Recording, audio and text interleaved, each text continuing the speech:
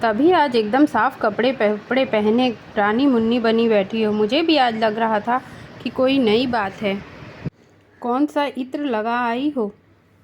मैंने प्रभा को अपने पास खींच लिया। बड़ी खुशबू आ रही है।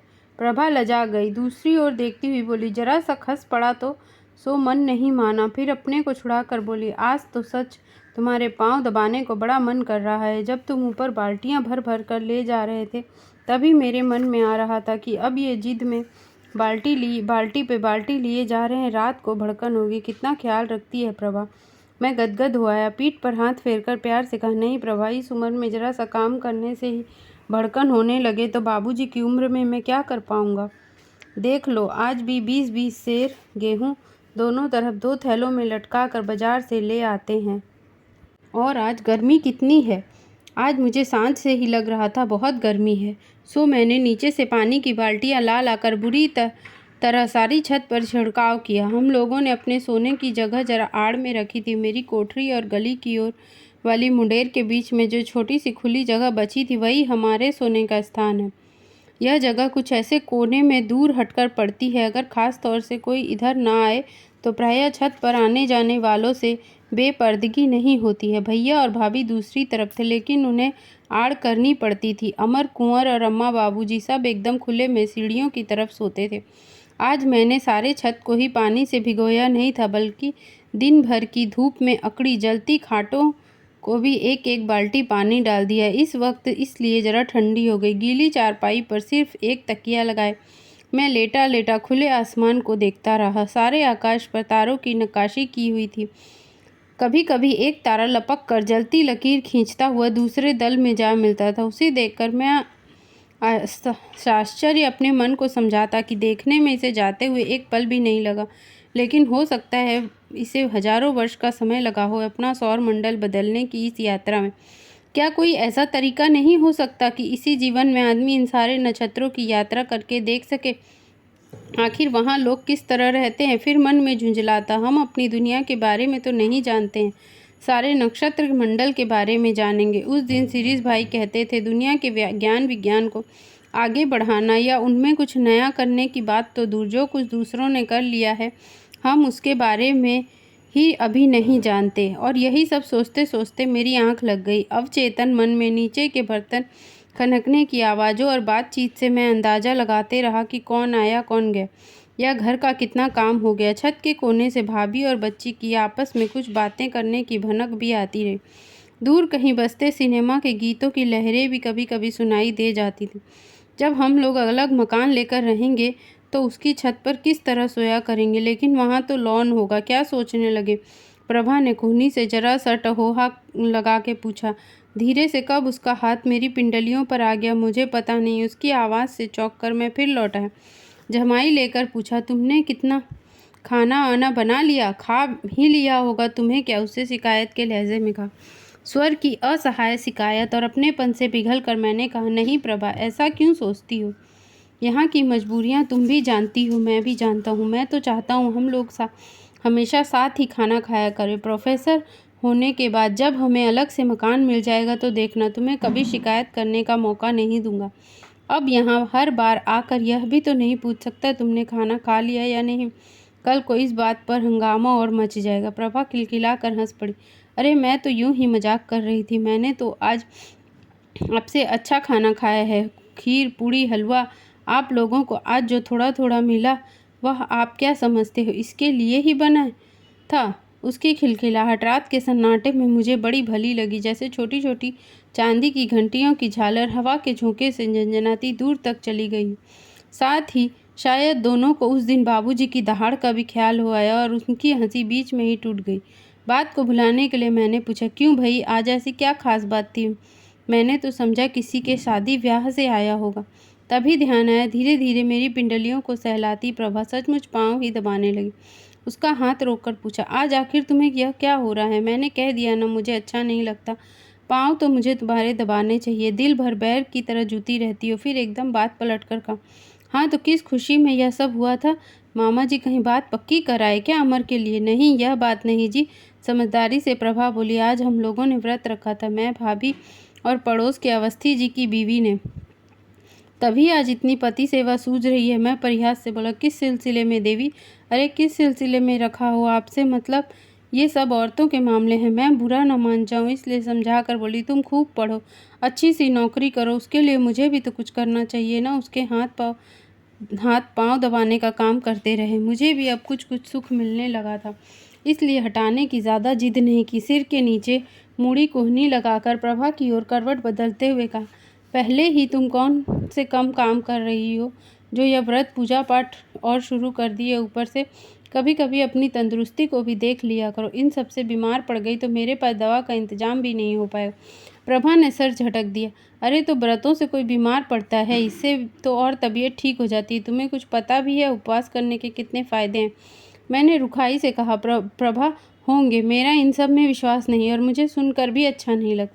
अपनी इस रुखाई से खुद ही चौंक कर मैंने बात संभाली, व्रत के लिए चाहिए खाना पीना, फल दूध मेवे मखाने, तब उससे भी फ़ायदा होता है। दिन भर पानी की सूरत भी न देखो, यह व्रत हुई या सजा हुई? प्रभा ने टालने के लिए कहा, तो रोज़ रोज़ कौन व्रत करता है? कभी साल 6 महीने में एक आध बार हो गया। बात साल 6 महीने की नहीं। मैंने कहा, मेरा तो इन सब ढकोसलों में विश्वास नहीं। तुमने तो कभी नहीं बताया तुम इनमें विश्वास करती हो। मैं खुद कभी इन सारी चीज़ों में विश्वास किया करता था, मंदिर जाया करता था, व्रत रखता और माना करता था, लेकिन अब इन बातों पर कतई विश्वास नहीं रह गया। मन में सोचा, शायद शिरीष और दिवाकर के संपर्क में आने के कारण प्रभा का गला भरा है। विश्वास तो मेरा भी नहीं, लेकिन एक घर में रहने पर बिना इच्छा के बहुत कुछ करना पड़ता है। भाभी ने रखा था, मैं नहीं रखती तो कितना उधम मचता। चलो किसी अच्छी भावना से रखा हो, अब तुम उसके लिए लड़ो तो मत। मुझे फिर समझाती हुई से बोली, व्रत तो एक संकल्प को याद दिलाए रखने का बहाना होता है। बहाना होता है मेरा सिर। मुझे गुस्सा आ गया। एक तो वह काम किया जो मुझे पसंद नहीं, फिर मुझे चला रही हो। मैंने कह दिया कि मेरे ऊपर इन बातों में विश्वास नहीं। एक तो दिन भर इतनी हाड़ तोड़ मेहनत करो, ऊपर से ये। जब 2-3 आंसू उसके गालों से ढुलक कर मेरी पंडलियों पर चू पड़े, तुम्हारे हाथ जोड़ती हूँ, आज कुछ मत कहो, कल डांट लेना। उसके इस याचक भरे लहजे, इस स्वर और रोने से अचानक मेरे भीतर एक ऐसा ज्वार सा उमड़ पड़ा। मैंने उसे खींचकर अपनी छाती से लगा लिया। ग्लानि से तन मन भर गया। देखो, वह बेचारी तो मेरे और मेरे भविष्य के लिए सारे दिन भूखी मरी, मैं उसे अभी भी डांट रहा हूँ। किसी बुरे उद्देश्य के लिए तो नहीं किया है। मान लो कोई सचमुच विश्वास ही करता हो तो क्या इतनी छूट नहीं दी जानी चाहिए? किसी को नमक पसंद है, किसी को मीठा। क्या यह उचित है कि मैं ज़बरदस्ती किसी से मीठा ही पसंद कराऊं? मैं भी सचमुच कभी कभी अति कर देता हूँ। प्रभा न जाने क्यों देर तक रोती रही। मैं उसे समझाता रहा, मैं तो तुम्हें यूं ही तंग कर रहा था। यूं जरा सी बातों का बुरा मत माना करो प्रभा। क्या इस बात को समझता नहीं? बहुत सी बातें लोग दिखावे के लिए भी करनी पड़ती है, लेकिन मेरी छाती पर रखी उसकी कनपटी से आंसू की बूंदें बह बहकर छाती पर आती और पसलियों के नीचे गुदगुदी पैदा करती। नहीं, यह नाराजगी है, यह दुख के आंसू, यह जीवन की सार्थकता और कृतज्ञता के आंसू हैं। वे उच्छ्वास हैं जो प्रभा अपने मुख से व्यक्त नहीं कर पा रही। अपने जीवन और अस्तित्व की हर सांस इसने मेरे लिए ही समर्पित कर दी है। मेरी भी आंखें गीली हो गई। प्रभा से के शरीर से उठती खस की खुशबू मेरे नस नस में तैरती चली गई। उस क्षण मुझे लगा आकाश तारों की झीलों से झमझम कर रहा है। पल भर को मन में ख्याल आया, मेरे इस सुख के साक्षी ये तारे मन में जाने क्या सोच रहे होंगे। हो सकता है इनमें से भी किसी नक्षत्र में इस समय किसी ऐसे घर की छत पर कोई दिन का थका हारा जोड़ा आपस में गुथा एक दूसरे के श्रम का परिहास कर रहा हो। उसे जो भी नक्षत्र अपने आसमान पर दिखाई दे रहे हैं, उनमें एक हमारी यह धरती भी हो। ठीक इसी समय उनके मन में यह बात आ रही हो, तब अचानक एक चमक के साथ लगा, ये तारों भरा आसमान, ये दिशाएं, सब कुछ अपनी ही आत्मा, अपने ही अस्तित्व के हिस्से हैं। हम खुद हैं। और मैं प्रभा की कनपट्टी थपथपाता हुआ धीरे धीरे उसके गालों को चूमता रहा। नहीं प्रभा, यूँ रोते नहीं, सुनो, देखो, अब मत रो। बच्ची को क्या जाने क्या तकलीफ थी, रात को जाग कर रोती रही। अचानक भाई साहब की दहाड़ से मेरी भी आंखें खुली। वे भाभी को डांट रहे थे, नहीं चुप होती तो नाली में फेंक दो, ले जाकर, ले जाओ उधर, मुझे सोने दो। शायद बाबूजी भी जाग गए। भाभी जी अम्मा के पास जाकर बच्ची को चुप कराने लगी। थोड़ी देर सोने की कोशिश की। जब नींद नहीं आई तो अपने आप से ही पूछा, क्या बजा होगा? प्रभा भी जाग गई थी। मुझे सुबह जल्दी जाने के लिए उसे जल्दी जागना होता है।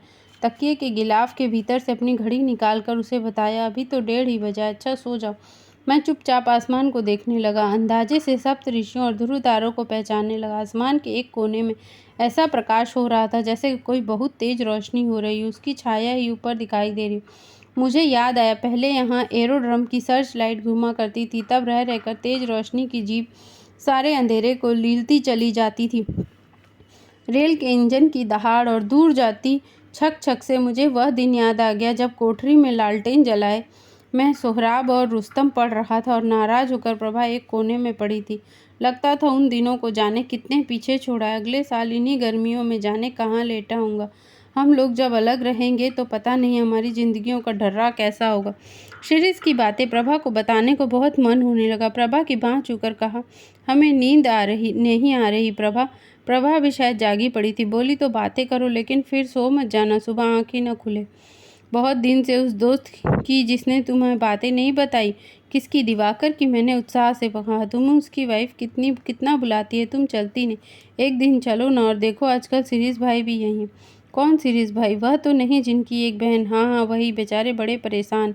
डॉक्टर ने उनके बहन के रोग को असाध्य बता दिया है। कल उन्होंने जो बातें मुझे बताई उनसे तो मेरी आंखें खुल गई। चलो, नींद नहीं आ रही तो प्रभा को उनके बारे में ही बताता रहूं। इस भावना से मैंने बताना शुरू किया। रास्ते भर पहले हम तो संयुक्त परिवार के बारे में बातें करते रहे। वे साथ रहने के बहुत ही खिलाफ है। कहते हैं इससे व्यक्तित्व का विकास नहीं होता, आदमी अपनी प्रतिभा को, शक्तियों का प्रसार नहीं कर पाता। यही नहीं, आपसी लड़ाई झगड़े, बदले की भावना से वह अपना फर्ज भी भूल बैठता है।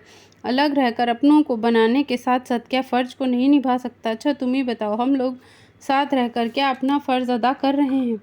सिवाय इसके कि मन ही मन एक कटुता पाले जा रहे हैं। अब न तो फर्ज है न सद्भावना। अलग रहने की कोशिश करते कि कम से कम दोनों रहें, और कुछ भी न होता तो एक तो रहें ही। प्रभा अपलक आसमान को देखती रही। बोली, बात तो गलत नहीं है। ठीक यही बात मैंने उनसे कही थी प्रभा। मैंने कहा कि बात सही जरूर लगती है लेकिन आत्मा नहीं मानती। लगता है यह तो घोर स्वार्थ है। तो फिर वह देर तक आत्मा और संस्कारों की बातें बताते रहे। कहते थे कि आत्मा नाम की कोई चीज़ नहीं होती। अभ्यास, प्रभाव, परंपरा, नकल सब मिलकर एक प्रकार के संस्कार मन में जमा देते हैं। यही संस्कार हर नया काम करने में बाधक होते हैं। हम समझाते हैं कि हमारी आत्मा हमें रोक नहीं पाती। आत्मा न हो गई, दरवाजे पर बंधा हुआ कुत्ता हो गया। अनजान आदमी आए तो भौंकने और उछलने कूदने लगे। परिचित आए तो दूम हिला रहे। जो मांस नहीं खाता उसकी आत्मा मांस खाने में कोंचती है, और जो प्याज से परहेज करता है उसे प्याज अपनी आत्मा के विरुद्ध लगती है। अब या तो मानिए जो प्याज और मांस खाते हैं उनकी आत्मा नाम की कोई चीज़ नहीं होती, और आत्मा का ठेका केवल कुछ ही लोगों ने ले रखा है, या यह कि आत्मा केवल संस्कारों का दूसरा नाम है। एक जमाना था जब कट्टर पंडित की आत्मा नल का पानी पीते पीते रोती थी और हाथ धोने के लिए मिट्टी भी साथ लिए घूमता था। यानी अब भी मानो कि आत्मा केवल पुराने जमाने में ही हुआ करती थी। असल में वह परंपरा, प्रियता और नए को स्वीकार न कर पाने के आलस्य और मूर्खता को हम लोग अंतरात्मा का नाम दे देते हैं। वरना ये केवल संस्कार हैं जो एक बार संस्कारों का असली रूप पहचान कर आप अपने संस्कारों में भी बदल सकते हैं। प्रभा अपलक सुन रही थी। मैं कोहनी के बल उठा। उसे बताया जा रहा था। मन में आया कि अगर मैं इसे इसी तरह समय समय पर बातें बताता रहूं तो जाने कितना सीख जाएगी। खुद जरा कहीं लग जाने पर थोड़ा सा समय देकर मैं तो इसे पढ़ा ही सकता हूँ। आगे जब मेरे आसपास के लोग BA MA होंगे, उनकी बीवियाँ एक से एक पढ़ी होंगी, तब प्रभा को भी तो उनमें उठने बैठने लायक बनाने के लिए थोड़ा बहुत पढ़ना ही पड़ेगा। चलो उसके लिए यह मानसिक तैयारी ही सही। कॉलेज तो तब ज्वाइन करेगी जब करेगी। कम से कम इतना तो हो जाएगा कि शिरीष भाई से मिलने की बात सोचते समय मन में जो संकोच आया था वह तो नहीं आएगा। मैंने उसे सोचने और सवाल करने का पूरा समय दिया। वह बोली, सुनने में तो सभी बातें समझ आती हैं, लेकिन आज ही तुम मुझसे कहो उल्टे पल्ले की साड़ी पहनकर मुंह खोले सड़क पर मेरे साथ चलो तो मेरी हिम्मत नहीं पड़ेगी। बात उसकी समझ में आ रही। इससे संतोष हुआ। कहा, तब तो संस्कारों की बात सच हुई ना। शिरीष भाई ने संस्कारों या अंतरात्मा के बारे में एक बड़ा अच्छा उदाहरण दिया। उन्होंने कहा, मन में जमे हुए संस्कार रेल के डिब्बे में आराम से बैठे हुए मुसाफिरों की तरह। भरे हुए डिब्बे में आप घुसने की कोशिश कीजिए। अंदर वाला हर आदमी आपको बाहर ढकेलेगा, कोशिश करेगा कि आप भीतर ना आने पाए, लेकिन आपको भी तो आवश्यकता है। लड़ भिड़ जैसे तैसे आप भीतर घुस जाते हैं। एक बार जहाँ आपने अपने आप को भीतर वालों से स्वीकृत कराया, सारा विरोध समाप्त हो जाता है। आप भी उनमें से एक हो जाते हैं और थोड़ी ही देर में यह हालत आ जाती है कि जिस जगह को आपने बुरी तरह युद्ध करके हासिल किया, एक आध घंटे बाद उस जगह को छोड़कर इधर उधर हो भी जाएं तो आपकी जगह सुरक्षित ही रहती है। लेकिन यहाँ एक मुसीबत और है। जहाँ आप भीतर वालों में से एक बने, आप भी दूसरों की तरह नए आने वालों का विरोध शुरू कर देते। इस बात को बिल्कुल भूल जाते हैं कि आपके साथ भी वही व्यवहार हो चुका है। मगर प्रभा ने इस बारे में कोई सवाल न पूछकर एकदम बात बदल दी। मैं अभी सोच रही थी कि तुम्हारे ये सीरीज भाई आखिर मानते किस चीज़ को है। मेरा बड़ा मन है कि उनसे मिलूं, लेकिन बड़ी झेप लगती है। उनसे क्या बात करूँगी, मेरी तो जुबान ही नहीं खुलेगी। जबान कैसे नहीं खुलेगी, तुम्हें हम ज़रूर मिलाएंगे, मैंने कहा। फिर प्रभा की बात का जवाब दिया। ठीक यही बात मैंने उनसे पूछी थी। सीरीज भाई, आप सारी चीज़ों का विरोध करते, आखिर आप मानते किसे हैं? तो जवाब में वे जोर से हंस पड़े। बोले, ईश्वर, धर्म, अंतरात्मा और संस्कार के बाद जो कुछ बाकी बच जाता है, मैं उन सबको मानता हूँ। मैंने कहा, यानी किसी को भी नहीं मानते? तो बोले, अगर मानने लायक सारी बातें इन 4-5 शब्दों की बपौती है तो यही समझ लीजिए मैं किसी को नहीं मानता। मैंने फिर और कुरेदा, ऐसा कैसे हो सकता है? बिना किसी चीज़ के विश्वास के आदमी विकास कैसे करेगा? किस दिशा में करेगा? तो बोले, हर स्थिति में हर कहीं आदमी विकास करता है। वह पुराने को छोड़कर नया ग्रहण करता है। इतना काफ़ी है मानने के लिए। आदमी के पाँव इसलिए आगे की ओर मुड़े हुए बनाए गए हैं कि वह आगे चले, सामने बढ़े। भूत के पाँव पीछे मुड़े बताए जाते हैं, अर्थात अतीत जीवी आदमी भूत होता है। और सच पूछो तो तुम जिसे भारतीय संस्कृति, भारतीय गरिमा कहते हो, मुझे यह सारी की सारी एक सिरे से इन्हीं अतीत जीव भूतों की सभ्यता और संस्कृति लगती है। मेरा हर चीज़ से विश्वास उठ गया है। इसके बाद प्रभा उन्होंने एक सख्त बात कह दी कि मेरा खून खौल उठा। अगर उनके प्रति मेरे मन में श्रद्धा न होती, मैं उन्हें वहीं उठाकर दे मारता, लेकिन गम खा गया। क्या? प्रभा ने जरा चिंता और उत्सुकता से पूछा। वे बोले, समर जी, मुझे तो ऐसे लगता है हम लोग उन झूठे मक्कारों, ठगों और नपुंसकों की औलाद हैं जो सिर्फ अतीत में जीते थे। न उन्हें अपने समाज की समस्याओं का ख्याल था और न अपने समय का। वे सारी दुनिया से अलग रहा करते थे। खुद ही अपने माथों पर अक्षत चंदन लगाकर अपनी पूजा किया करते थे। हम कितने महान थे, कभी हमने नहीं सोचा। वे जिन्हें पूजते थे, जिन्हें हीरो बनाए हुए थे, वे महान और हीरो आखिर क्यों हैं? इसलिए तो हैं क्योंकि वे सीना तानकर अपने समय और समाज की समस्याओं से जूझे थे। सिर पर कफन बांधकर उन्होंने अपने युग की ललकार का जवाब दिया था। बैठकर राम नाम का कीर्तन करते हुए वे लोग हीरो नहीं बन गए थे। मैं बात काट कर बोला, खैर जो भी हो, अपने पुरखों को यूँ याद करना अच्छा नहीं होता। वे जैसे भी थे अच्छे थे। शिरीष भाई बोले, आप ऐसा कह सकते हैं, लेकिन मैं तो अपने आप को भी गाली देता हूँ कि क्यों कुछ नहीं कर पाता। हमारे ये पुरखे खुद गोबर संस्कृति के अजायब घर थे। हम उनकी संतान हैं, इसलिए ऐसे भूस के पुतलों की सेना है जो सिर्फ या तो जलना जानती है या जगह को कूड़े से कचरे से भरना। सो यूं ही एक दिन जल जलाकर खाक रह जाएंगे और कुछ न कर पाएंगे तो कम है कि अपनी ही जलन की आग में तपाकर फौलाद को थोड़ा कुंदन बना ले। सहसा मैंने अपनी बात बीच में तोड़ दी। मुझे लगा शिरीष भाई का यह प्रभाव पता नहीं मुझे कहाँ ले जाएगा। आजकल जैसे मैंने अपनी भाषा में सोचना तो एकदम बंद ही कर दिया। हमेशा वही दिमाग पर छाए रहते हैं। मानो उसी प्रभाव का विश्लेषण करते हुए कहा, कभी कभी तो इस आदमी का गुस्सा देखकर मुझे भी जोश आता है। मैं भी इस तरह क्यों नहीं सोच पाता? मुझे भी कोई चीज़ इस तरह क्यों नहीं मथती? क्या मैं एकदम जड़ होता चला जा रहा हूँ? कभी दया आती है और कभी बेचारा दुखी और परेशान है, इसलिए हर चीज़ का विरोधी हो गया है। लेकिन जो भी उनकी बातों और बोलने का ढंग मुझे प्रभावित करता है और कुछ देर चुप होकर मैं उनकी भाव भंगिमाओं की कल्पना करता रहा। अचानक लगा जैसे सुनते सुनते प्रभा सो गई। मैंने पहले मन हुआ सोने दो, बेचारी सारे दिन की थकी मांदी है। मैं उस समय को याद करने लगा जब सीरीज के पास से लौट रहा था। पिछला जो कुछ भी था उस समय तो उन सबको जैसे मैं भूल गया था, मानो वह कभी मेरा रहा ही नहीं। इन्हीं नई बातों का एक एक शब्द दिमाग में गूंज रहा था। ऐसा लग रहा था जैसे दिमाग के कमरे हजारों सालों से बंद थे। उनमें सील, घुटन, धूल, कूड़ा, उमस, जाले और न जाने क्या क्या अलाए बलाए जमा हो गए थे।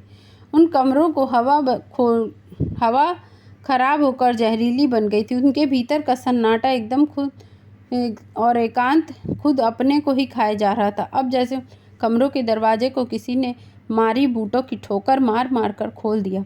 धीरे धीरे घुटन और उमस निकलती जा रही थी। क्या पूरी धूल प्रचंड विक्षोभ से उठ खड़ी हुई है? चारों तरफ ऐसी आवाज़ें गूंज रही थी मानो किसी ने शहद की मक्खियों के छत पर ईंट दे मारी हो। घर में प्रवेश करते हुए मैंने अपने आप से कहा था, अब मैं अतीत जीवी भूत नहीं हूँ। मेरा मस्तिष्क अब दुनिया भर के कूड़े करकट से साफ है।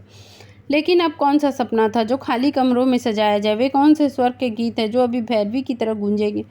वह कौन सा विराट युग है जिसे लाने के लिए हम छोटे छोटे पहिए एक तार लय पर चलने लगे। कहाँ से आएगा वह युग? क्या हमारे रहते ही वह आएगा? क्या हम सचमुच उसे देखेंगे, उसे महसूस करेंगे? यह वही युग है जिसके लिए हम रातों में तड़पे हैं। और युग बदलने की कुलबुलाहट और बेचैनी को मैं बाल्टियां भर भर कर ऊपर की छत छिड़काव करने में बहलाता रहा था। इस समय प्रभा को सब बताते या मन ही मन उन सबको दोहराते, फिर वैसी अकुलाहट होने लगी। समझ में नहीं आया कि क्या करूं। प्रभा शायद सचमुच सो गई थी। पहले मन हुआ कि खाट की मूंज का कोई तिनका लेकर उसके कान में घुमाऊं। हम जाग पड़े हैं और आप कैसे मज़े में सो रही हैं। फिर अचानक मन में आया कि उसकी कमर गुदगुदाने लगूं। कमर गुदगुदाने से वह बहुत उछलती है, यह मुझे पता था। एक डर है कहीं और जोर से न चीख पड़े। मन की इच्छा ऐसी दुर्निवार हो गई कि सहसा मैं उसकी कमर में उंगली गड़ाकर गुदगुदाने लगा। ए प्रभा, उठो भाई, हम तो जाग रहे हैं। आप बातें करते करते सो भी गई। क्या हुआ? प्रभा एकदम जोर से उछल पड़ी। मैं कब सो गई? और मैं भी गुदगुदाता कि अचानक मुझे लगा जैसे उसकी कमर में कोई गोली सी बंधी हो, शायद डोरे से बंधी थी। उसकी चुटकी में पकड़ कर पूछा, यह क्या है? भाई कुछ नहीं, कुछ नहीं, छोड़ दो। प्रभा घबरा कर प्रार्थना के स्वर में बोली, अब तो और नहीं छोड़ूंगा, पहले मुझे बता दो। मैंने उसे कस कर पकड़ लिया और टटोल कर जानने की कोशिश करने लगा। यह क्या? सुपारी जैसी चीज़ है, तुम्हारे हाथ जोड़ती हूँ, छोड़ दो, कुछ नहीं है। उसने ऊपर से मेरा हाथ हटाने की कोशिश की, लेकिन मैंने छोड़ा नहीं। उसे मना करने का ढंग ऐसा घबराया हुआ था कि मैं बार बार पूछने लगा। उसने बताया, मेरे पेट में तकलीफ़ रहती है, सो अम्मा जी ने दवाई बताई है। साफ बहाना था। मैंने सख्त स्वर में पूछा, दवा बांधी तो नहीं जाती, खाई जाती है तो बताओ, नहीं तो तोड़कर फेंक देता हूँ। तुम्हारे सर की कसम है। वह गिड़गिड़ाती रही। मुझे गुस्सा चढ़ता, जरगुर्रा कर पूछा, नहीं बताना? तब उसने डरते डरते बताया, भाभी जी और अम्मा जी मानी ही नहीं। मैंने बहुत कहा कि मेरा विश्वास नहीं।